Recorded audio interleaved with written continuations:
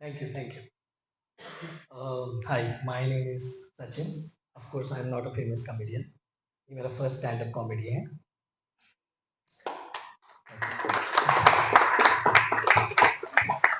Scene ये है कि मैं हर एक शो में यही बोलता हूँ,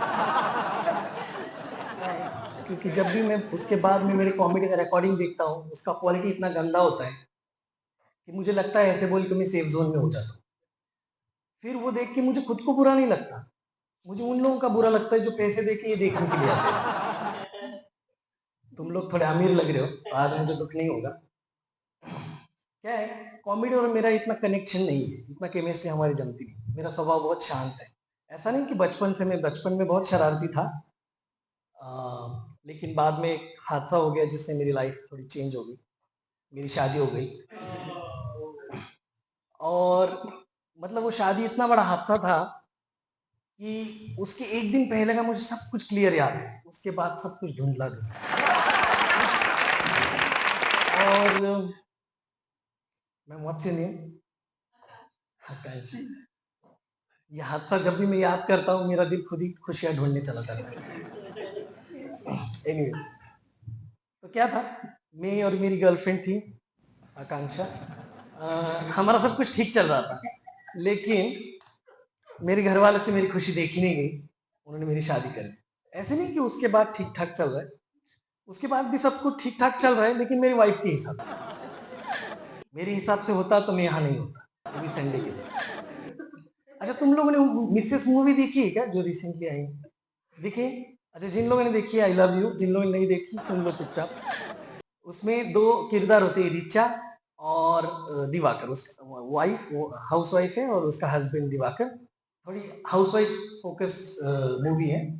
तो उसमें वो बहुत कुछ करती है फैमिली के लिए, लेकिन उसको अप्रिसिएशन नहीं मिलता, रिकग्निशन नहीं मिलता. That's it. तो वो मूवी देख के तुम्हें बुरा लगा थोड़ा उसके बारे में, लड़की के बारे में? मुझे मुझे भी नहीं लगा. मतलब ये लड़कियां एग्जिस्ट ही नहीं करती आजकल की लाइफ. कहाँ है ये लड़कियां? मुझे तो कभी नहीं दिखी. मेरी शादी को 6-7 साल हो गए, मुझे कभी ऋचा घर में नहीं दिखी. एक ही दिख रही है, जो इसे मैं देखना नहीं चाहती.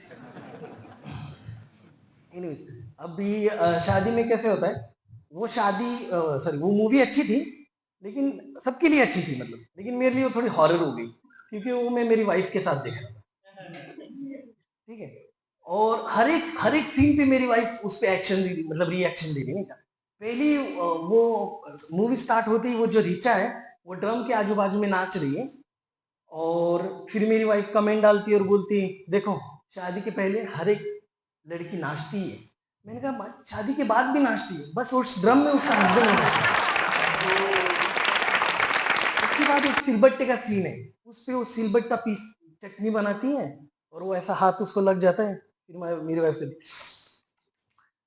मैं उठा शांति से, किचन में गया, सिलबट्टा उठाया, बालकनी में रख दिया. क्योंकि क्या है, एक और केस ऐसी भी हुई. एक औरत ने उसके हस्बैंड के छाती पे सिलबट्टा दे मारा, उसकी जान ले ली. और फिर पुलिस इन्वेस्टिगेशन में जब पुलिस आई उसके पास, तो उसने पूछा, मैम ऐसा क्या बड़ा झगड़ा हो गया था कि आपने उसको मार डाला? तो उसने बोला, नहीं, झगड़ा छोटा था, लेकिन उसके बाद वो शांति से सो रहा था. और उसके बाद वो मतलब मेरी वाइफ उस मूवी से इतनी इंस्पायर्ड है. उसमें उसका ससुर बोलता है, बेटा, लेफ्ट हैंड से खाना मत देना, वो भिखारी को देते हैं. तब से मेरी वाइफ मेरे भाई को लेफ्ट हैंड से ही खाना देती है. हर एक हर एक की वाइफ के लाइफ में एक और सहेली ऐसी रहती है, जो वीडियो कॉल करके उसको जलाती है कि देख मेरा हस्बैंड कितना करता है. ठीक है. अब मेरी वाइफ की एक फ्रेंड है, प्राजक्ता नाम है उसका. उसका हस्बैंड उसके लिए बहुत कुछ करता है, दिखती भी वैसी है, करेगा ही. एनीवेज, सीन क्या है, वो वीडियो कॉल पे बात कर रही हो, पीछे से उसका हस्बैंड कॉफी बना के आ रहा है, ले लो बाबू कॉफी. और मेरी वाइफ, वाओ जीजू, so nice of you, do too much. मैं पीछे बर्तन मांज रहा हूँ यार, मेरे को भी अप्रिशिएट कर लिया कर कभी कभी. एक दिन वो बिरयानी बनाती, रिचा बिरयानी बनाती हूँ मूवी में बहुत, मतलब रील्स वगैरह, रेसिपीज वगैरह देख के.